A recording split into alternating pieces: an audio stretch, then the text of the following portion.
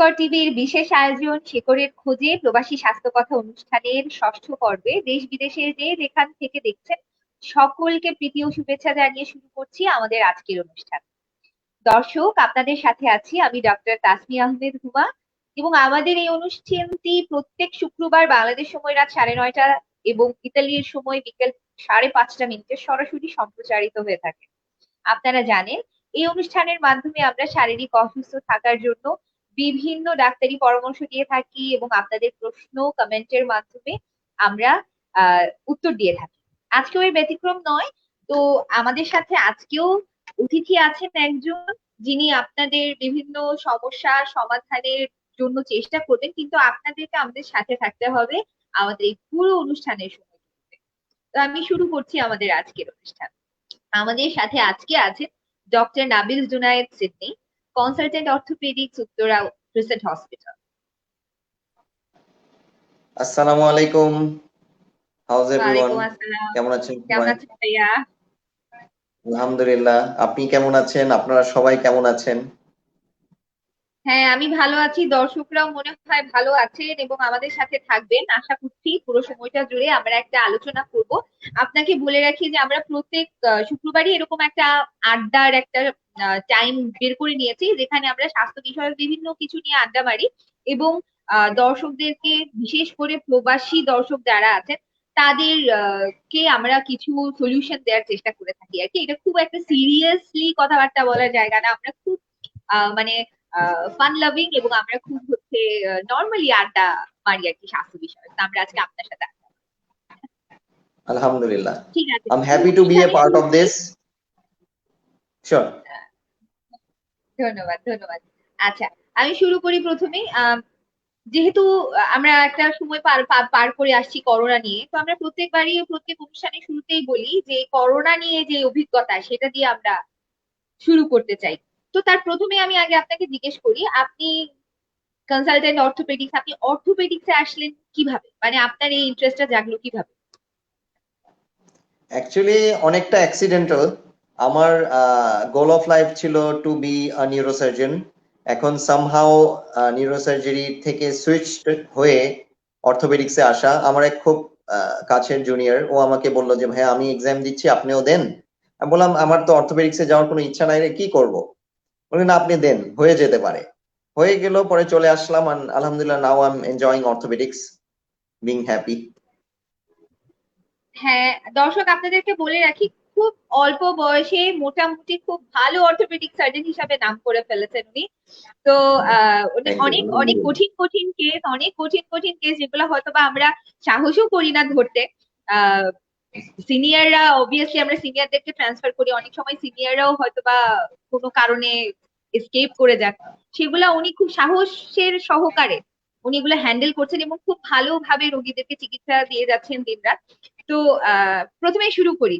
আপনি তো কাজ করছেন উত্তরা ক্রিসেন্টে এবং এটা তো কোভিড সেন্টারে। আপনি কি কোভিড সেন্টারে আছেন নাকি নন কোভিডে আছেন? না, আমি অবশ্যই নন কোভিডে আছি, কারণ আমি just orthopaedic and trauma related patient handle করে থাকি। আচ্ছা, তো এই করোনার জার্নিটা আপনার কিরকম ছিল শুরু থেকে? আলহামদুলিল্লাহ, আমি throughout the whole time just 14 days বাদে আমি আর একটা দিনও আই থিঙ্ক ওয়েস্ট করি নাই। I was there on the field. I tried to help people, I tried to serve people. তাও 14 ডেজ আমি হোম কোয়ারেন্টাইনে ছিলাম। আমার বাবা এফেক্টেড ছিলেন, উনি COVID-19 পজিটিভ ছিলেন। সো বাসায় ওনার দেখাশোনা থেকে শুরু করে যা যা এভরিথিং আমরা সবাই মিলে করেছি। যদিও আলহামদুলিল্লাহ আই ওয়াজ নেগেটিভ, আমি এফেক্টেড ছিলাম না, তাও আব্বার জন্যই I stayed back. And except for these 14 days, alhamdulillah, আমি with the grace of Almighty Allah, আমি চেষ্টা করেছি আর কি সার্ভ করে যেতে। আচ্ছা, পেশেন্ট যখন আসে আপনার কাছে ইমার্জেন্সি সিচুয়েশনে, করোনার পেশেন্ট নাকি করোনার পেশেন্ট না, এটা তো আসলে জানা যায় না। আপনি কি শুরুতে মানে ওটা কি ডিটেক্ট করে তারপরে প্রসিড করেন, নাকি আপনি আগে পেশেন্ট ডিল করেন? মানে আপনি কি করোনার পেশেন্ট আসলে ডিল করেছেন এর মধ্যে? সেই অভিজ্ঞতাটা জানতে চাচ্ছি। আচ্ছা, এই বিষয়টা হলো যে এমার্জেন্সি ইজ এমার্জেন্সি। আমি যদি তার সে COVID-19 পজিটিভ কিনা, সে করোনা পেশেন্ট কিনা এগুলা ডিটেক্ট ডিটেক্ট করে যদি আমি ট্রিটমেন্ট দিতে চাই, সেই ক্ষেত্রে পেশেন্টের ট্রিটমেন্ট হবে না। এখন ধরেন একটা পেশেন্টের আর্টেরিয়াল ব্লিডিং আছে, যে ধরেন রেডিয়াল আর্টারি কেটে গিয়েছে, এটা তো আমরা হ্যান্ডেল করে থাকি। এখন এই পেশেন্ট আমি টেস্ট করা পর্যন্ত যদি ওয়েট করি, the patient will not survive, এটা কোনোভাবেই সম্ভব না। তো আমার ডেফিনেটলি আমার লাইফের এইটুক রিস্ক নিয়ে আমার কাজ করতেই হবে। হ্যাঁ, এরকম হয়েছে কয়েকবারই যে আমি ডাউটফুল পেশেন্ট দেখেছি, যে মনে হচ্ছে, বাট হ্যাঁ ডেফিনেটলি প্রপার যে আমাদের সেফটি মেজার্স গুলো আছে কম বেশি ওগুলা নিয়েই দেখতে হয়েছে। ডাউটফুল পেশেন্ট অবশ্যই আমার সামনে এসেছে, হ্যাঁ, সাসপেক্টেড কোভিড পেশেন্ট সামনে এসেছে, না করব না, ডিটেক্টেড না স্টিল, বাট স্টিল হ্যাঁ লাইফের রিস্ক নিয়ে হলেও, ইভেন নট অনলি লাইফ, আপনিও জানেন এটা কন্টেজিয়াস একটা ডিজিজ, যে ছোঁয়া মানে ঘরের একজনের হলে বাকি সবারও হতে পারে। আমার ঘরে যেমন মুরব্বী আছে তেমন আমার ছোট বেবিও আছে। স্টিল মানে নট অনলি নিজের, লাইক হোল ফ্যামিলিরই কম বেশি রিস্ক নিয়ে আমাদের কাজ করতে হয়। এটা শুধু আমি না, আমি মনে করবো আমাদের ডক্টরস কমিউনিটি যারাই আছেন বাংলাদেশ বা দেশের বাইরে, হোল ওয়ার্ল্ডই সবাই নিজের এইটুক লাইফের রিস্ক নিয়েই কাজ করেছে। ডেফিনেটলি আমি মনে করবো যে আমি আই রিয়েলি থিঙ্ক যে সবাইকে, everyone should appreciate doctors for this, because হ্যাঁ অবশ্যই। মানে টাকাই তো সবকিছু না। আমি মানে রিস্ক নিয়েই যে আর্ন করছি অনেক, এটাই সবকিছু না। লাইফের রিস্ক ডেফিনেটলি এনি অ্যামাউন্ট, টাকা বলেন, সবকিছু থেকেই অনেক বড়। হ্যাঁ, এটা তো আচ্ছা, আপনি কি কি ধরনের কেস নিয়ে কাজ করছেন? আচ্ছা, মোর অরলেস অর্থোপেডিক এন্ড ট্রমা রিলেটেড সব ধরনের পেশেন্টই আমি হ্যান্ডেল করেছি, আরো করব ইনশাল্লাহ। অ্যাক্সিডেন্টাল কেসেস যেগুলা আরটি আমরা বলি, রোড ট্রাফিক অ্যাক্সিডেন্ট, বোন ফ্র্যাকচারস, ধরেন কোনো হাড় ভেঙে গেল, চামড়া মাংস কেটে গেল, রক্তনালী কেটে গেল, নার্ভস যে স্নায়ু কেটে গেল, এগুলো আলহামদুলিল্লাহ আমি সবই হ্যান্ডেল করেছি এবং করছি। অর্থোপেডিক কেসেস সাচ এজ যেগুলা ধরেন আপনার হাড় ক্ষয়ের রোগ, ওগুলার বোথ কনজারভেটিভ মানে ওষুধপত্র নিয়মের মাধ্যমে এবং surgery, replacement surgeries, then tumours and cancers. আলহামদুলিল্লাহ আমি দিস ইয়ার আমি অনেকগুলা টিউমার এন্ড ক্যান্সার্স এর পেশেন্ট অপারেশন করেছি। আচ্ছা আর এই ধরনের আরো অনেক ধরনের পেশেন্টসই আছে যেগুলো হ্যান্ডেল করা হয়ে থাকে। মানে আলহামদুলিল্লাহ আমি যেটা ট্রাই করি যে ভার্সেটাইল ওয়ার্ক, কোনো ধরনের কাজ না করতে আমি মানে ইচ্ছুক না, সবই করতে ইচ্ছুক। তাও চেষ্টা থাকবে, যে কোনো পেশেন্টকে আমি ট্রাই করি যে একটু সময় দিয়ে যদি কাজটা করা যায়, যদি একটু কথা বলা যায়, তাহলে চিকিৎসাটা আই থিঙ্ক একটু বেটার হয়। সো ইনশাল্লাহ। এটাই আসলে হওয়া উচিত, মাশাআল্লাহ। আচ্ছা, তো আহ, আপনার কি মনে হয় আমাদের দেশে অর্থোপেডিক্স রোগীর সংখ্যা কিরকম অন্যান্য সাবজেক্টের যে পেশেন্টরা আছেন তার থেকে? হার্টের পেশেন্ট আছেন, স্ট্রোকের পেশেন্ট আছেন, অর্থোপেডিক্স এর পেশেন্টের পার্সেন্টেজ কিরকম? আ লট, অনেক। যেমন বলা হয় যে ডেফিনেটলি মেডিসিন এন্ড গাইনির পেশেন্ট সবচেয়ে বেশি, অর্থোপেডিক্স পেশেন্ট যে কম তা না। হ্যাঁ, কার্ডিয়াক প্রবলেম নিয়ে আসা পেশেন্ট, যাদের হার্টের সমস্যা বা স্ট্রোকের বা ব্রেনের সমস্যা, তাদের থেকে অর্থোপেডিক পেশেন্ট অনেক বেশি। যেমন পসিবলি সব ঘরেই একজন না একজন ব্যাক এর পেশেন্ট আছে, কোমর ব্যথা অথবা ঘাড় ব্যথা হ্যাঁ অথবা হাত ব্যথা অথবা পা ব্যথা আছে। সো আপনি অ্যাটলিস্ট এভরি 4 to 5 পিপলের ভিতর একজন করে অর্থোপেডিক পেশেন্ট মিনিমাম পাবেন। মোর হতে এটা রেশিওটা অল্টার্ড হতে পারে, আরো বেশিও হতে পারে। আচ্ছা, এখন যেটা কথা সেটা হচ্ছে দেশের বাইরে আমাদের যে দর্শকরা আছেন তাদের জন্য প্রশ্ন করতে যাচ্ছি। ওনারা হচ্ছে দেশের বাইরে, তো আসলে আমাদের দেশে যেমন আমি প্রত্যেক পর্বেই বলে থাকি যে আমাদের দেশে যেমন আমরা চাইলেই ডক্টরের কাছে যেতে পারছি, আমাদের কোনো না কোনো হসপিটাল বা ক্লিনিকে আমরা সাথে সাথে নিয়ে যেতে পারছি। আমাদের বাঙালি প্রবাসী যারা আছেন দেশের বাইরে তারা আসলে এতটা সুযোগ সুবিধা পান না, চট করে পান না। তো এই এই ক্ষেত্রে তাদের জন্য প্রশ্ন করতে যাচ্ছি, অনেকেরই এরকম হাড়ে ব্যথা, কোমরে ব্যথা, হাতে ব্যথা থাকে যেগুলো মানে ক্রনিক পেইনের ব্যাপারগুলো নিয়ে যারা আসে আর কি, কোনো অ্যাক্সিডেন্টাল কেস না, বা কখনো হয়তো বা আগে অ্যাক্সিডেন্ট হয়েছিল এখন হয়তো বা ভুগছে। তো এরকম পেইন রিলেটেড ব্যাপারগুলো সম্পর্কে আপনি যদি প্রবাসীদেরকে কিছু বলতেন যে তারা কিভাবে এটা বাসায় হ্যান্ডেল করবে। ওকে, গুড কোয়েশ্চেন, ভালো কথা বলেছেন। এটা আমিও চিন্তা ভাবনা করছিলাম যে হ্যাঁ, ডেফিনেটলি আলহামদুলিল্লাহ আমাদের দেশের আহ, স্বাস্থ্য ব্যবস্থার এটা অনেক বড় অ্যাডভান্টেজ যে আপনি যখনই ইচ্ছা আপনি একজন স্পেশালিস্ট দেখাতে পাচ্ছেন, সে যেই সাবজেক্টই হোক, অর্থোপেডিক্স হোক, নিউরোসার্জারি হোক, মেডিসিন হোক, কার্ডিওলজি হোক, gynaecology, what ever that is. Advance কান্ট্রিতে এটা অনেক বড় প্রবলেম যে আপনি যদি আপনার ইচ্ছা হয় আপনি সঙ্গে সঙ্গে এটা পারবেন না। এখন যেটা ব্যাপার যে অনেকেরই কোয়েশ্চেন থাকে যে আমি বাসায় বসে কিভাবে কি ম্যানেজ করতে পারি। হ্যাঁ, it's quite tough, to tell the truth, quite tough. যদি আপনার অনেক দিন ধরে আপনি ক্রনিক পেশেন্ট, মানে অনেক দিন ধরে আপনার শরীরের ঘাড়ের ব্যথা, কোমরের ব্যথা, রানের ব্যথা এগুলা থাকে, দেখা যায় মাঝে মাঝে আমরা সিম্পল প্যারাসিটামল নাপা খেয়ে নিলাম, বাট এটা যে সবসময় কাজ করবে তা না। আমি সবসময় আমার সব পেশেন্টকে বলি ওষুধের থেকে নিয়মের গুরুত্ব অনেক অনেক বেশি। স্পেশালি যেই পেশেন্ট গুলো আপনি বলছেন যে ক্রনিক পেন, যে ব্যথার পেশেন্ট অনেক দিন ধরে, কোনো অ্যাক্সিডেন্টের পেশেন্ট না, আঘাতের পেশেন্ট না। সো এই পেশেন্ট গুলার ট্রিটমেন্ট ইউজুয়াল যে অ্যাক্সিডেন্টের পেশেন্ট, ক্যান্সারের পেশেন্ট বা যার জয়েন্ট রিপ্লেসমেন্ট লাগবে এই ধরনের ক্রিটিক্যাল পেশেন্ট থেকে কোয়াইট ডিফারেন্ট। কারণ এদের 90-95% কোনো সার্জিক্যাল প্রসিজারে যেতে হয় না, ওষুধপত্র নিয়ম নীতির মাধ্যমেই মোটামুটি ভালো হয়ে যায়। সো আবার যেটা বলছিলাম যে নিয়মের গুরুত্ব সবচেয়ে বেশি। আমাদের অনেক পেশেন্টরাই থাকে বলে যে স্যার ওষুধ খেয়েছি ভালো হয়নি, এর আগে আরো 9 জন ডাক্তারের কাছে গিয়েছি আপনি 10ম, অথবা এর আগে আরো 2 জনের কাছে গিয়েছি আপনি 3য়, কোনো জায়গায় কোনো লাভ হয়নি। দেশের বাইরে আমি একজন পেশেন্ট পেয়েছিলাম, সে starting from Bangladesh, then India, then Bangkok and probably also Singapore, অনেক জায়গায় গিয়েছেন। আমি বললাম যে সব জায়গায় আপনি ওষুধ খেয়েছেন ভালো হন নাই, কোথাও কি বলে নাই যে নিয়মগুলা মানতে হবে, ব্যায়াম করতে হবে? বললো স্যার আমি হ্যাঁ বলে করা হয় না। আমার বলে খুব ভালো একটা ওষুধ দেন যেন ব্যথা কমে যায়। এই গ্যারেন্টি আমি আপনাকে দিতে পারবো না।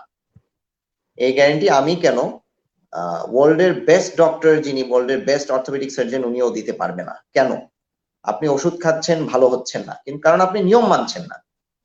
আপনি যেই হেভি ওয়ার্ক করছেন, যেই ভারী কাজ করছেন, সেটার কারণে আপনি কোমরে ব্যথা হচ্ছে, আপনি ব্যথার ওষুধ খাবেন, ভালো হয়ে যাবে, আবার হবে। কিন্তু আপনি যদি ওই এফর্টটা একটু অল্টার করতে পারেন, যে হ্যাঁ আপনি কাজটা এইভাবে করছেন, কাজটা চেঞ্জ করেন, এভাবে না করে অন্যভাবে করেন, তাহলেই কিন্তু আপনার কষ্টটা আর হবে না। তারপর যেই নিয়মগুলা মানা, যে আমরা এখনো অনেকে কমোড ইউজ করি না, মুরব্বী quite senior citizens commode use করা হয় না, দেশি প্যান। দেখা যায় যে ফাইন্যান্সিয়াল প্রবলেম নাই, তাও যেটা প্যান আর কি, লো প্যান, অনেকে লো কমোড বলে, দেশি প্যান বলে, ওইটা ইউজ করে, এটা খুব খারাপ। তারপর হলো দেখা যায় যে ব্যথার স্থানে মাঝে মাঝে গরম শেক দেয়া যায়, গরম শেক দিলে একটু আরাম লাগে, বুঝে শুনে। আর কাজের প্রক্রিয়াগুলো আমাদের একেবারেই ঠিক নেই, স্পেশালি আমাদের দেশের যারা মা, খালা, শাশুড়ি, ওয়াইফ, বোন যারা আছেন, দেখা যায় যে স্পেশালি যারা একটু মুরব্বী, তাদের কাজের প্রক্রিয়াটা একেবারেই ঠিক না। যেইভাবে কাজগুলা করা হয় সেভাবে না। আমরা অনেক কাজই ইজিলি চেয়ার টেবিলে বসে করতে পারি, আমাদের জন্য অনেক ইজি হয়ে যায়। চেয়ার টেবিলে বসা হয় না, সেই মাটিতে বসেই করা হয়। এই জন্য কোমর ব্যথা, ঘাড় ব্যথা, হাত ব্যথা সব।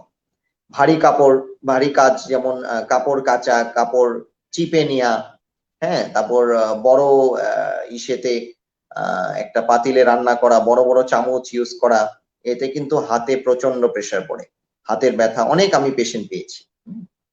সো আমার কথা হলো যে first change the way you work, আপনি যেভাবে কাজ করছেন ওইটাকে একটু চেঞ্জ আনেন।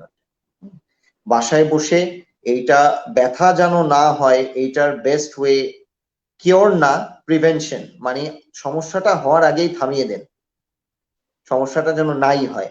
কোমরে ব্যথা থাকলে অবশ্যই কোমর ইউজ করেন, ঘাড়ের ব্যথা থাকলে ঘাড় বাঁকা করে মোবাইল ইউজ করা, বই পড়া সবকিছুই নিষেধ, ঘাড় সোজা রাখবেন। আমি এরকম অনেক পেশেন্ট পাই যারা বলে যে স্যার আমরা কোনো ভারী কাজই করি না, সারাদিন অফিসে থাকি, অনেকে বলে আমার নিজের দোকান, আমার ব্যবসা, আমি বসে থাকি, আমার কিচ্ছু করতে হয় না, তাও আমার কোমর ব্যথা, তাও আমার ঘাড় ব্যথা। তখন আমি বলি যে আপনি টানা অনেকক্ষণ বসে থাকাও আপনার জন্য একটা হ্যাসেল, আপনি টানা অনেকক্ষণ বসেও থাকতে পারবেন না, আপনি খুব আরামে আছেন তাও ব্যথা কেন হচ্ছে? ইয়েস, এইটার অ্যান্সার সেটা হলো যারা অফিসিয়াল ওয়ার্ক করে, ডেস্কটপ ওয়ার্ক করে, বা যাদের খাতা কলমের মানে লেখাপড়ার কাজ অনেক বেশি, তাদের ঘাড়টা বাঁকা হয়ে যায়। ঘাড় সবসময় always try to keep your neck straight, head straight. কারণ আপনি ঘাড় বাঁকা করে যখন অনেকক্ষণ কাজ করবেন, টেক্স নেক সিনড্রোম নামে একটা রোগ আছে। এর অর্থ হলো যে, আমরা এটা কেন বলছি যে অনেক টিনেজার্সরাই সবসময় অন দ্য মোবাইল, হ্যাঁ, সো তারা দেখা যায় ঘাড়টা বাঁকা করে কাজ করে ঘাড়ে ব্যথা হয়, এটাকে টেক্স নেক সিনড্রোম বলে। এটা অ্যাভয়েড করার ওয়ে হলো সবসময় ঘাড় সোজা রাখবেন, কোমর সোজা রাখবেন। যে কোনো কাজ করার সময় যখন আপনি ডেস্কটপ ইউজ করবেন বা ল্যাপটপ ইউজ করবেন, ওইটাকে উঁচু করে নিবেন, এলিভেট করে নিবেন। নিচে দরকার হলে একটা বই বা একটা কাঠের কোনো শেলফ এবং যাই হোক কিছু একটা দিয়ে উঁচু করে নিবেন, যেন এটা আপনার ঠিক হেড লেভেলে হয়, হেড লেভেলের নিচে না। আর আমরাও সবসময় একটু পশ্চার মেনটেন করতে ট্রাই করব। যদি দেখা যায় বার্ধক্যজনিত কারণে কোমর, হাঁটু এসব জায়গা ব্যথা হচ্ছে, ব্যথা স্থানগুলোতে গরম পানি দিয়া, মানে গরম শেক, যেটা হট ওয়াটার কম্প্রেশন দেয়া, সিম্পল পেইন কিলার, খুব বেশি কমপ্লিকেটেড নিজে থেকে না খাওয়া ভালো, মানে ডক্টরের কনসালটেশন ছাড়া, যেমন সিম্পল নাপা বা প্যারাসিটামল যেটাকে বলা হয়। এই ধরনের কি মেনটেন করতে হবে, এটা খুব ইম্পর্টেন্ট। আর আরেকটাই হলো যে আমরা ট্রাই করব এটা বুঝতে, সেলফ জাজমেন্ট, নিজ থেকে বুঝতে যে আমার কোন কোন কাজগুলাতে কষ্ট হচ্ছে। হ্যাঁ, এইটা প্রিভেন্ট করতে হবে মোটামুটি, যেন এগুলা না করি। এখন সবকিছু করেও যদি আপনি খুব বেশি সুবিধা আপনার না হয়, তখন তো ডক্টরের কাছে অবশ্যই যেতে হবে, তখন তো আর উপায় নেই। সেটাই। আচ্ছা, ব্যথার কথা যেহেতু আসছে, আমি দর্শকদের জন্য ক্লিয়ার করতে চাচ্ছি যে সবার একটা প্রশ্ন থাকে, এটা দর্শকদের তরফ থেকে আসে, যে হচ্ছে ব্যথা যখন হয় ওই ব্যথাতে আমি কি কোল্ড শেক দিব না হট শেক দিব, গরম শেক নাকি ঠান্ডা শেক, এই ব্যাপারটা নিয়ে যদি কিছু বলেন। আচ্ছা, ব্যথার তো অ্যাকচুয়ালি অনেক প্রকারভেদ আছে। যেগুলো আঘাতজনিত ব্যথা, যে আমি ধরেন এই মাত্র একটা আঘাত পেলাম, সো আঘাতজনিত ব্যথার 72 আওয়ার্স মানে 72 ঘন্টা পর্যন্ত ঠান্ডা সেক দেওয়াটা ইজ ওয়াইজ। হ্যাঁ, এটা আমাদের ডাক্তারি ভাষায় বলে অ্যাকিউট ইনফ্ল্যামেটরি স্টেজ, যে প্রদাহটাকে থামানো। এরপর থেকে গরম সেক দেওয়াটার ইম্পর্টেন্স বেশি। এখন কিছু কিছু আছে ক্রনিক পেইন, যে হাড় ক্ষয়ের রোগ, অনেক বছর বছর ধরে ব্যথা চলছে, এটা তো নতুন কিছু না। এইসব ক্ষেত্রে সাধারণত গরম সেক দেওয়াটাই ওয়াইজ। আচ্ছা আচ্ছা আচ্ছা, আমাদেরকে একজন প্রশ্ন করেছেন যে রিয়াজুল ইসলাম কাউসার ভাই প্রশ্ন করেছেন, বয়স 60-এর উপর হলে তাদের পায়ের গিরার হাড় ক্ষয়জনিত ব্যথায় কি চিকিৎসা এবং কি ঔষধ সেবন করলে ব্যথা নির্মূল বা নিয়ন্ত্রণ হবে? আচ্ছা, বয়স, thank you for the question, আসসালামু আলাইকুম। আহ, বয়স 60-এর উপরে হওয়া মানেই হলো আপনার ডিজেনারেটিভ চেঞ্জ, মানে হাড় ক্ষয়ের রোগ শুরু হয়ে গিয়েছে। এটাকে আপনি পুরোপুরি থামাতে পারবেন না। হ্যাঁ, বলতে পারেন যে সবার কি হাড় ক্ষয়ের রোগ হয়? হ্যাঁ, সবার নাও হতে পারে, সবারই যে হবে তা না। আচ্ছা, পায়ের গোড়ালির যে ব্যথাটার কথা বলছেন, পায়ের গোড়ালির ব্যথার ক্ষেত্রে আমাদের সবসময় কেয়ারফুল থাকতে হবে যে আমরা কি ধরনের স্যান্ডেল বা শু ইউজ করছি। সবসময় নরম নরম স্পঞ্জের মতো সফট স্যান্ডেল, ডক্টর শু, অনেক নামেই পাওয়া যায়, ওগুলা ইউজ করতে হবে। দ্বিতীয়ত, উঁচু নিচু জায়গায় খুব সাবধানে, যেমন সিঁড়ি, উঁচু নিচু জায়গায় খুব সাবধানে ওঠানামা করতে হবে। যে কোনো এক পায়ে বেশি স্ট্রেস দেওয়া যাবে না। ব্যথার স্থানে অবশ্যই অবশ্যই গরম সেক দিতে হবে বুঝে। অনেক ডায়াবেটিক পেশেন্টের দেখা যায় নিউরোলজিক্যাল কিছু ডিজিজ, যেমন পেরিফেরাল নিউরোপ্যাথি, ওর অর্থ হলো যে গরম ঠান্ডার প্রবণতা বা তীব্রতা বুঝা, এগুলার তাদের রোগ থাকে অনেকে। আমি এক রোগী পেয়েছিলাম একজনকে, যিনি গরম পানি অ্যাকচুয়ালি খুব বেশি গরম দিয়ে ফেলেছেন, কিন্তু টের পান নাই, ওনার পা পুড়ে গিয়েছে, সেটা উনি বুঝতে পারেননি। সো এই বিষয়ে আমাদের একটু সাবধান হতে হবে। আচ্ছা, আচ্ছা এর বাইরে হলো যেটা, জি, এর বাইরে যেটা হলো যে ওষুধপত্র আসলে আপনি বাসায় বসে সেলফ জাজমেন্টে ওষুধপত্র খাওয়াটা খুব ঠিক না। যদি আপনি ডক্টরের কাছে কোনো কারণে ইমিডিয়েটলি যেতে না পারেন, সিম্পলেস্ট ফর্ম যেটা হলো প্যারাসিটামল, নাপা নামে পাওয়া যায়, এইস নামে পাওয়া যায়, অসংখ্য নামে পাওয়া যায়। সিম্পলেস্ট ফর্ম অফ প্যারাসিটামলটা আপনি ইমিডিয়েট পেইন রিলিফ হিসেবে ইউজ করবেন। সো লেটার অন যদি এটা তেমন কাজ না হয়, সেই ক্ষেত্রে তো অবশ্যই আপনাকে ডক্টরের শরণাপন্ন হতে হবে। আচ্ছা, তো আমাদের সবাই হচ্ছে যে পায়ে ব্যথা হাতে ব্যথা এরকম থাকলে সবাই কিন্তু জানে, নর্মাল মানুষজন আমজনতা আর কি, সবাই হচ্ছে বলে ক্যালসিয়াম খেতে হবে, ক্যালসিয়াম খেতে হবে। আসলে ক্যালসিয়াম খেলে উপকারটা কতটুকু, আর শুধু কি ক্যালসিয়ামই খেতে হবে নাকি সাথে অন্য কিছু আমরা সাপ্লিমেন্ট খেতে পারি? আচ্ছা, ক্যালসিয়ামের রোল ডেফিনেটলি আছে। আমি যদি বলি অ্যাবসোলুট অ্যাবসোলুট বলা যাবে না, বাট ইয়েস অবশ্যই আছে। কারণ একটা নির্দিষ্ট বয়স হয়ে গেলে শরীরের ক্যালসিয়াম লেভেল কমে যাওয়া, অনেক ধরনের সমস্যা হয়, এটা কোয়াইট অবভিয়াস, এটা হতেই পারে। এটা খুবই স্বাভাবিক। সো ক্যালসিয়ামের রোল অবশ্যই আছে। আমরা যারা দুধটা দুধটা আমরা যে ভালোভাবে দুধ যদি পান করতে পারি, সেই ক্ষেত্রেও ক্যালসিয়াম সাপ্লিমেন্টস একটু কম হলেও হয়। এছাড়া আমাদের আরো কিছু সাপ্লিমেন্টস আছে যেগুলা কোয়াইট ইম্পর্টেন্ট, যেমন মাল্টিভিটামিনস। একটা এল্ডারলি যারা একটু বয়স্ক মুরব্বী, দেখা যায় তারা সব ধরনের সব খাবার হয়তো বা খেতে পারেন না, সেই ক্ষেত্রে মাল্টিভিটামিনস, ভালো মাল্টিভিটামিনস গুলার রোল আছে। এছাড়া আরো কিছু সাপ্লিমেন্ট যেটাকে আমরা জয়েন্ট ফুড বা জয়েন্ট মানে জয়েন্টের আহার খাবার বলি, হ্যাঁ, কন্ড্রয়টিন সালফেট, গ্লুকোসামাইনের, দেন ডায়াসেরিন, অনেক ধরনের এলিমেন্টস আছে, এগুলার সাপ্লিমেন্টস, এগুলো আমাদের জন্য খুব ইম্পর্টেন্ট। ওগুলাও মোটামুটি ভালোই হেল্প করে থাকে। এই সাপ্লিমেন্ট গুলো মানে টানা কতদিন খাওয়া যায়?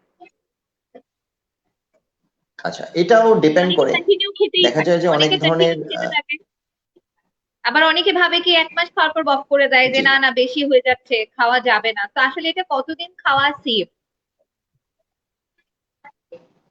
আচ্ছা, আমি পার্সোনালি যেটা মনে করি যে এল্ডারলি পেশেন্ট যারা একটু বয়স্ক বা মুরব্বী, তাদের অনেক ধরনের সমস্যা থেকে থাকে। এই জন্য তারা অ্যাকচুয়ালি কন্টিনিউসলি এই ওষুধগুলা খাওয়াটাও, মানে সাপ্লিমেন্টস গুলা খাওয়াটাও ঠিক না।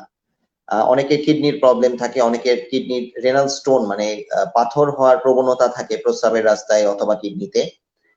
তাদের একটু বুঝে শুনে খেতে হবে ডোজেস। যেমন অনেক সময় আমরা বলি যে আপনি টানা 6 মাস অনায়াসে খেতে পারবেন, ডিপেন্ডিং অন দ্য পেশেন্ট, রোগীর উপর ডিপেন্ড করে। অনেক সময় বলি 3 মাস খেয়ে কিছুদিন বন্ধ রাখেন, পরে আবার দেখবো। আবার যেই রোগীগুলো আমরা একটু ডাউটফুল থাকি, যে কনস্টিপেশনের প্রবলেম থাকে খুব বেশি, অথবা যদি রেনাল স্টোন মানে স্টোন ফর্মেশন হওয়ার সম্ভাবনা থাকে, বা অন্য অনেক ধরনের রোগ থাকতে পারে, সেই সব ক্ষেত্রে বলি যে 1 মাস টানা খেয়ে আপনি 7 দিন বা 10 দিন ব্রেক দিবেন, অথবা ম্যাক্সিমাম 1 মাস ব্রেক দিবেন, তারপর আবার শুরু করতে পারবেন। অনেক ধরনের রেজিমেন, অনেক ধরনের প্রোটোকল আমরা ফলো করি, ইট ডিপেন্ডস যে কেমন রোগী, যেমন রোগী সেই অনুযায়ী। আচ্ছা, হ্যাঁ দর্শক, তাহলে আমার মনে হয় আপনার এই ব্যাপারটাতে ক্লিয়ার হয়েছেন আমরা টানা খেতে পারবো কি পারবো না এই ব্যাপারে। হ্যাঁ, আমরা আসলে কোনো কিছুই নিজের ইচ্ছা মতো খাবো না, আমরা অবশ্যই ডক্টরকে জিজ্ঞেস করে খাবো, সেটা ভিটামিন হোক, মিনারেল হোক, এনি সাপ্লিমেন্টেশন হোক। আচ্ছা, একটা প্রশ্ন এসেছে যে কোমরে ব্যাকবোন স্পেন করে বেশি আচ্ছা, কোমরে ব্যাকবোন স্পেন করে বেশি জোরে কাজ করলে বা বেশি হাঁটলে বা বেশিক্ষণ দাঁড়িয়ে থাকলে কি করতে হবে, কি ওষুধ খেতে হবে? আচ্ছা, আপনি যে কথাটি বললেন, এখন এটা ডিপেন্ড করবে যে আপনার প্রফেশনটা, যেমন যে আপনি কি কাজ করেন। যদি আপনার আপনার কাজে আপনার যদি অনেকক্ষণ দাঁড়িয়ে থাকতে হয়, দেন এখানে কিছু অপশনস আছে, যেমন ইফ পসিবল আপনার কাজের প্রকারভেদটা পরিবর্তন করা, যে আপনি যেই কাজটা করছেন যদি একটু পরিবর্তন করা যায়। টানা অনেকক্ষণ দাঁড়িয়ে থাকা যাবে না। আপনার টানা যদি 30 মিনিট আপনাকে দাঁড়াতেই হয়, অবশ্যই 10 থেকে 15 মিনিট আপনার বসতে হবে, প্রয়োজনে তারপর আবার দাঁড়াবেন। হ্যাঁ, এখানে গরম সেক নেওয়াটা খুব জরুরি। ব্যথা হলে অবশ্যই গরম সেক নিতে হবে। সবসময় ট্রাই করবেন সোজা হয়ে বসতে, যেন আপনার কোমরে স্ট্রেস না পড়ে। লাম্বার কর্সেট বেল্ট, কোমরের একটা বেল্ট আছে লাম্বার কর্সেট, এইটা আপনার ব্যবহার করতে হবে। এটা আপনার কোমরের স্ট্রেসটা অনেক কমিয়ে দিবে। ব্যথার ওষুধের ক্ষেত্রে আবার ওই একই কথা, ডিরেক্টলি ডক্টর কনসাল্ট না করে কমপ্লিকেটেড ব্যথার ওষুধ যেমন কিটোরোল্যাক, ন্যাপ্রক্সেন, ডাইক্লোফেনাক, এগুলা না খাওয়া ভালো। কারণ আপনার কি প্রবলেম আছে, আদার্স কিডনির প্রবলেম আছে কিনা, হাইপারটেনশন আছে কিনা, ডায়াবেটিস আছে কিনা, অ্যাজমা আছে কিনা, এগুলো আমি জানি না বা আমরা জানি না। সো আমি আপনাকে হঠাৎ করে বলে দিলাম যে আপনি রোলাক খেয়ে নিয়েন, টোরাডল খেয়ে নিয়েন, এই কথাটা ঠিক হবে না। কারণ ধরেন আমি আমার সাজেশন আপনি খেয়ে নিলেন, এটার কারণে আপনার কিডনির প্রবলেম আরো বেড়ে গেল, বা অ্যাজমা ছিল ওইটা অ্যাকিউট সিভিয়ার মানে একটু শ্বাসকষ্ট বেড়ে গেল, তখন এটা মানে আমার জন্য ভুল হবে। সো আমি আপনাকে সাজেস্ট করবো যে simplest form of pain killer that is paracetamol, go for that. হ্যাঁ, কিছু কিছু ক্ষেত্রে প্যারাসিটামল খাওয়াও নিষেধ। এখন এটা Right. যদিও খুব কিছু জটিল রোগের ক্ষেত্রে, সো আমি এটা ইন জেনারেল সবার ক্ষেত্রে বলবো না। ক্রনিক লিভার ডিজিজে একটা লেভেল পর্যন্ত possibly up to maximum up to 1 গ্রাম আমার যতটা জানা আছে, মানে 2টা ট্যাবলেট পর্যন্ত পসিবলি প্রতিদিন খাওয়া যায়। ডিকম্পেনসেটেড সিএলডি যেটা বলে যে লিভারের অবস্থা একেবারেই খারাপ, সেই ক্ষেত্রে মনে হয় পসিবলি না করা হয়, বা সর্বোচ্চ একটা ট্যাবলেট দিনের বেশি না। আবার আরেকটা আছে প্যারাসিটামল অ্যালার্জি, মানে যার যে রেয়ার পেশেন্ট খুব কমই আছে তাও, যে প্যারাসিটামল খাওয়াই যাবে না। তাও এক্সেপ্ট ফর দ্যাট রেয়ার কিছু কজ ছাড়া আপনি সিম্পলি প্যারাসিটামলটা অ্যাকসেপ্ট করতে পারেন। অন্য ওষুধগুলো আমার মনে হয় না ডক্টরের পরামর্শ ছাড়া খাওয়া উচিত। আচ্ছা আচ্ছা। আহ, এই ওষুধের যেহেতু এত সমস্যা, আমরা কি মানে ন্যাচারাল কিছু খেতে পারি ক্যালসিয়াম ভিটামিন ডি এগুলো বাড়ানোর জন্য, বা ন্যাচারাল ইমিউন সিস্টেম বাড়ানোর জন্য আমাদের খাদ্য তালিকায় কি কি থাকা প্রয়োজন? আচ্ছা, naturally yes, natural remedy is the best remedy. All the nutritious foods, হ্যাঁ, আমরা এখনকার যুগে অ্যাকচুয়ালি ফাস্ট ফুড এত বেশি খেয়ে ফেলি যে নিউট্রিশিয়াস ফুড আমরা ইভ্যালুয়েট করতে পারি না। এটাও ডেফিনেটলি ডিপেন্ড করে যে পেশেন্ট বা যে পার্সনটা কি, তার এইজ কত, তার আদার্স কোনো প্রবলেম আছে কিনা। যেমন ডেফিনেটলি ডায়াবেটিক পেশেন্টকে আপনি অনেক বেশি কার্বোহাইড্রেট দিতে পারবেন না। হাইপারটেনসিভ পেশেন্টকে আপনি গরুর মাংস বা তেল চর্বিওয়ালা খাবার এইভাবে দিতে পারবেন না। কার্ডিয়াক পেশেন্ট, হার্টের পেশেন্ট কেউ পারবেন না। সো অবভিয়াসলি এখানে কিছু কথা আছে। আর যেটা আমি বলতে চাচ্ছিলাম যে খাবার, যে কোনো ধরনের খাবার ব্যালেন্স ডায়েট হওয়া উচিত। হ্যাঁ, যে কোনো খাবারের সব ধরনের উপাদান, যে যেখানে প্রোটিন মানে আমিষ, শর্করা, কিছুটা চর্বি যতটুকু প্রয়োজন, তারপর ভিটামিন, মিনারেলস সবকিছু প্রেজেন্ট থাকবে, এই ধরনের খাবারকে সিলেক্ট করতে হবে। হ্যাঁ, যেমন ধরেন আমরা যদি ভাত বেশি খাই, মুরগি বা ডিম এগুলা সবজি কম খাই, এটা ঠিক হবে না। আবার যদি ওগুলাই অনেক বেশি খাই, ভাত খেলামই না, সেটাও খুব ঠিক হবে না। অ্যামাউন্টে কম খান, আপনি খেতে চাইলে অ্যামাউন্টে কম খান, সমস্যা নাই। অথবা রুটি খেয়ে নিলেন, এটা আপনাদের ব্যাপার। ডিপেন্ড করে, ফ্রুটস থাকতে হবে, ভেজিটেবলস থাকতে হবে, ফিশ থাকতে হবে, মিট থাকতে হবে, রাইস থাকতে, এভরিথিং, সব ধরনের যত ধরনের উপাদান আছে সব প্রেজেন্ট থাকতে হবে।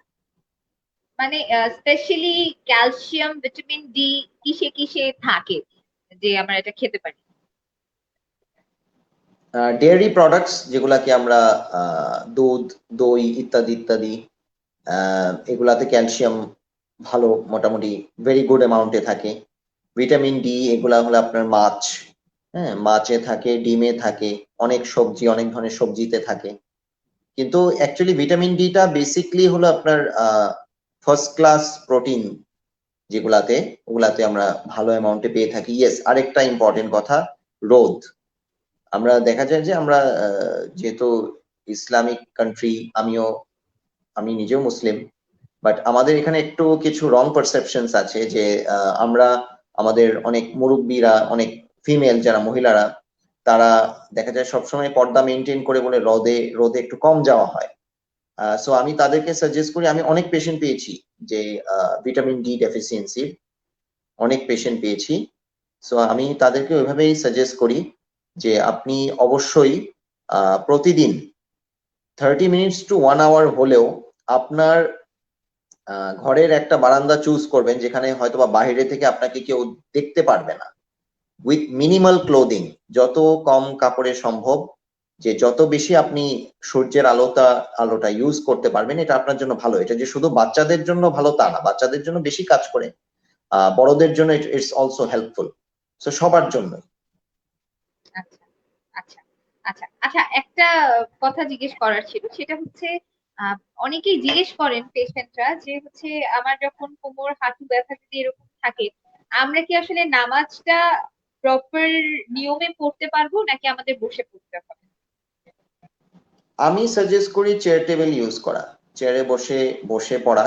কারণ আমার যতটা, যদিও আমি খুব মানে খুব ডিটেইলি এই বিষয়ে না জানলেও যতটা আমার জানার দরকার আমি জানি, যে Islam is the easiest religion of them all, যে সবচেয়ে সহজ ধর্ম। বলা হয় যে যেই মহিলা, যে নারী লেবার পেইন, প্রসব বেদনায় আছে, সেও অজু ছাড়াও জাস্ট নিজে যতটুকু সম্ভব তায়াম্মুম করে ওই অবস্থায় সে নামাজ ইশারার মাধ্যমে আদায় করতে পারবে। মুরব্বী পেশেন্ট, কেউ যদি স্ট্রোকের পেশেন্ট হয়, হ্যাঁ, সেও জাস্ট ইশারায় নামাজ আদায় করতে পারবে। সো এত সহজ একটা ধর্ম। সো আমার মনে হয় চেয়ারে বসে পড়লে যে সওয়াব কম হবে তা কিন্তু না। সো আমি এটাই সাজেস্ট করি যে আপনার প্রবলেম থাকলে অবশ্যই চেয়ারে বসে নামাজ পড়বেন। আচ্ছা, এই যে কোমরের ব্যথা, হাঁটুর ব্যথা যাদের অনেকদিন ধরে আছে, এটা কি একেবারে নির্মূল করা সম্ভব, নাকি এটা সারা জীবন আমাদেরকে এই ডায়াবেটিস বা হাইপারটেনশনের মতো কন্ট্রোল করে যেতে হবে? একেবারেই নির্মূল করা পসিবল না। এটা অনেকটাই, মানে যেটা হলো আঘাতজনিত ব্যথা না, সাধারণত দেখা যায় যে অনেক দিন ধরে হাড় ক্ষয়ের কারণে এই ব্যথাগুলা হচ্ছে। এটা অনেকটা আচ্ছা ডায়াবেটিস আর হাইপারটেনশনের মতোই, যে আচ্ছা কন্ট্রোলে থাকলে মোরলেস স্বাভাবিক জীবন যাপন করা যায়, কন্ট্রোলে না থাকলে এটা আপনাকে খুব বেশি বিরক্ত করবে। আচ্ছা। আমার ইনবক্সে একটা প্রশ্ন এসেছে যে পা ভেঙে গেলে যদি প্লাস্টার করা হয় সেক্ষেত্রে পায়ে অনেক বেশি চুলকায়। এই চুলকানির কারণে তো প্লাস্টার করা অনেক ক্ষেত্রে অনেকে করতে পারেন না, সেক্ষেত্রে কি করা যায় প্লাস্টার না করে? না, কোনো উপায় নেই। আপনার পা ভেঙে গেলে টাইপ অফ ইমোবিলাইজেশন, প্লাস্টার করতেই হবে। কারণ অনেক ক্ষেত্রে আমাদের যদি অপারেশন প্রয়োজন নাই হয়, তাও আমরা প্লাস্টারের মাধ্যমেই এই হাড় জোড়া লাগার ব্যবস্থা করতে পারি। কারণ প্লাস্টার করে দেওয়া বা অপারেশন করা মানেই যে হাড় জোড়া লেগে গেল তা কিন্তু না। এটা হলো আপনার নিজের বডিকে, আপনার ইমিউন সিস্টেম, মানে আপনার নিজের রোগ প্রতিরোধ ক্ষমতা বা হাড় জোড়া লাগানোর ক্ষমতাকে সময় দেয়া, যে আমি আপনাকে সময় দিলাম, আপনি নিজে নিজে জোড়া লেগে যাবেন, বিষয়টা ওরকমই। প্লাস্টার করা ছাড়া আমার খুব বেশি এরকম অপশনস মনে হচ্ছে না। প্লাস্টার অল্টারনেটিভ যা আছে ওগুলাও প্লাস্টারের মতোই, খুব বেশি পার্থক্য নেই। আর চুলকানোর ব্যাপারে হ্যাঁ, অনেকে অ্যালার্জিক রিয়াকশন হয়, সেই ক্ষেত্রে ভালো অ্যান্টিহিস্টামিন ওষুধ দেয়া যায়, ওগুলা দিলে অনেকটা কন্ট্রোলে চলে আসবে। আর যদি আরো বিরক্ত লাগে যে এমন যে লাভ হচ্ছে না, সেই ক্ষেত্রে একটা নির্দিষ্ট টাইম পর আমরা খুলে একটু ড্রেসিং করে নিলে একটু আরাম লাগে। ড্রেসিং করে পুনরায় ওই প্লাস্টারটা ইউজ করা যাবে, কিন্তু প্লাস্টার ছাড়া আমি কোনো কিছু সাজেস্ট করতে চাচ্ছি না বা পাচ্ছি না। আচ্ছা, আরেকটা কোয়েশ্চেন এসেছে আমার ইনবক্সে, সেটা হচ্ছে প্লাস্টার না করে কি রোল ব্যান্ডেজ দিয়ে স্টেবল করা যায় কিনা ফ্র্যাকচার? নো, এটা একটা ভুল ধারণা। অনেকেই বলে ক্রেপ ব্যান্ডেজ দিলেই হবে, রোল ব্যান্ডেজ দিলেই হবে। না, এটা কখনোই আপনাকে প্লাস্টার করা বা প্রপার ইমোবিলাইজেশন, যে একটা টাফ স্ট্রাকচার, একটা শক্ত বস্তুর ভিতর যেভাবে আপনার পাটা নড়াচড়া হবে না বা হাত নড়াচড়া হবে না, হ্যাঁ, ওগুলার মাধ্যমে এটা কখনোই সম্ভব না। আচ্ছা আচ্ছা। তো প্রবাসীদের জন্য জিজ্ঞেস করব যে আপনার কি প্রবাসীদের জন্য কোনো সাজেশন আছে নাকি, এই হাড়ের ব্যথা, অ্যাক্সিডেন্ট, এনি কেস, সবকিছুর ব্যাপারে জি, ওভারঅল ওনাদের জন্য যদি কোনো পরামর্শ থাকে একটু যদি বলেন। ডেফিনেটলি। ফার্স্ট বলে নিচ্ছি, সরি আমার একটু তাড়াতাড়ি এন্ড করতে হবে, কারণ আমার একটা এমার্জেন্সি পেশেন্ট আছে। সো আমি হয়তোবা এইটা বলেই আমি শেষ করে দিতে চাচ্ছিলাম। আচ্ছা, প্রবাসীদের জন্য, প্রবাসীরা আমাদেরই সেই ভ্যালুয়েবল অ্যাসেট। কেন আমি তাদেরকে ভ্যালুয়েবল অ্যাসেট বলছি, যে ইমিগ্রেন্টস বা প্রবাসীদের কারণেই কিন্তু আমাদের দেশের অর্থনৈতিক চাকা অনেক বেশি সচল, দেশ বিদেশ সব মিলেই। তো আমি তাদের প্রতি thankful. Thank you very much. আপনারা দেশ ছেড়ে ওখানে এত কষ্ট করছেন, আপনাদের কষ্টের উপার্জনের জন্য দেশের, যেমন দেশ অনেক বেশি লাভবান হচ্ছে। এখন আমার সাজেশন হলো, দেখা যায় যে হয়তোবা অনেককেই খুব কষ্ট করতে হয় ওখানে। যখন কষ্টটা বেশি করতে হয় তখন শরীরে প্রচন্ড ব্যথা, হ্যাঁ, কোমর ব্যথা, ঘাড় ব্যথা, হাত ব্যথা, পা ব্যথা হয়। সেই ক্ষেত্রে আমি বলবো কষ্ট তো আপনি অবশ্যই করবেন, কষ্ট করাটা দোষের কিছু না, আমরাও সারাদিনই কষ্ট করি। এই বাংলাদেশি টাইমে এখন অলমোস্ট রাত 11টা বাজছে, এখন আমার 3জন পেশেন্ট বাকি দেখার। তো আমার বাসায় যেতে মিনিমাম 12টা থেকে 12:30 বাজবেই। কিছু করার নাই। আমি অনেক সময়, গতকাল আমি লাঞ্চ করেছি হলো রাত অ্যাপ্রক্সিমেটলি 8:30টায়, আর ডিনার করেছি হলো অলমোস্ট 2:30-3টার দিকে। যাই হোক, সো আমার তাদের প্রতি সাজেশন, কাজ করেন, কষ্ট করেন, সবই করেন, লাইফও এনজয় করেন, বাট কেয়ারফুলি। যদি আপনার কোনো মানে সমস্যা হচ্ছে, শরীর ব্যথা হচ্ছে প্রচন্ড, অন্য ধরনের যে কোনো আপনি কোনো আঘাত পেয়েছেন, অ্যাক্সিডেন্টস হয়েছে, অবশ্যই ওটা ট্রিটমেন্ট নিবেন। এমনি যা ঘরোয়া ভাবে যা করা সম্ভব ওটা তো করবেন, কিন্তু ডক্টরকে আপনার কনসাল্ট করতে হবে। আপনি যদি নিজের প্রতি কেয়ার না নেন, দেন এটা হবে না। এটা আপনাদেরও যেমন ক্ষতি, আপনার ফ্যামিলিরও ক্ষতি, আপনার দেশেরও ক্ষতি। সো এটাই আমার suggestion, please take care of yourself. ওকে?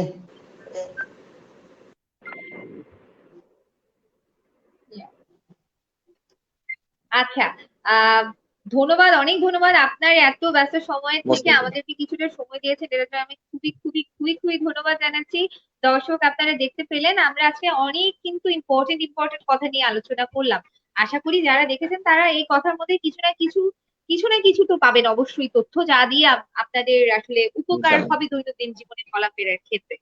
আর প্রত্যেকটা আলোচনার মধ্যে থেকে কিছু না কিছু উঠে আসে যেগুলো আমাদের আসলে দৈনন্দিন জীবনের কাজে লেগে যায়। হ্যাঁ, আর আজকে আপনাদের সাথে অনেকে ছিলেন, আশা করি নেক্সট দিনও আমাদের সাথে অনেকে থাকবেন। আমাদের সময়ের স্বল্পতা, ব্যস্ততা সবকিছুর কারণে হয়তোবা আমরা বেশিক্ষণ এই আলোচনা কন্টিনিউ করতে পারি না। আমাদের একটা নির্দিষ্ট সময় আছে অনুষ্ঠানে, তাই আমরা অনুষ্ঠানের শেষ পর্যায়ে চলে এসেছি, এখন শেষ করতেই হবে। ডক্টর নাবিল জুনায়েদ সিদ্দিকীকে অনেক অনেক ধন্যবাদ। উনি আমাদের ডক্টরদের একটা মোস্ট নিয়ম ওয়েলকাম। সেন্সেশন খুব ভালো কাজ করে যাচ্ছেন। ওনার খুব অল্প দিনে ওনার নাম সব জায়গায় ছড়িয়ে গিয়েছে। উনি আমাদের অনেক তথ্যবহুল বিভিন্ন ধরনের কথা বললেন। আশা করি আপনারা তা মেনে চলার চেষ্টা করবেন এবং আপনাদের উপকারে সেটা আসবে।